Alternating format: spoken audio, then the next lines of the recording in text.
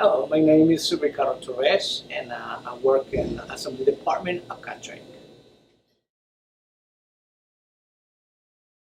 I have been working at Catrike for a period of time of 10 years and a half, and I'm very pleased to work with Catrike. Uh, we all get along very good, and it's a nice place to work, uh, from management all the way to a simple job they can do at the factory. Everybody get along, and it's a very good environment. I like it a lot.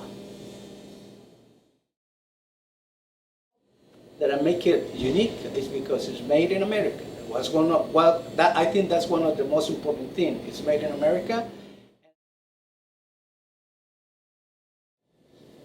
The farthest I have gone with a kayak is with an expedition, and I think I go between 20 to 25 miles, and of course it's in a flat plane or flat trail, and I feel good. I feel good because I make a lot of exercise, and make me sweat and make me feel good at the same time.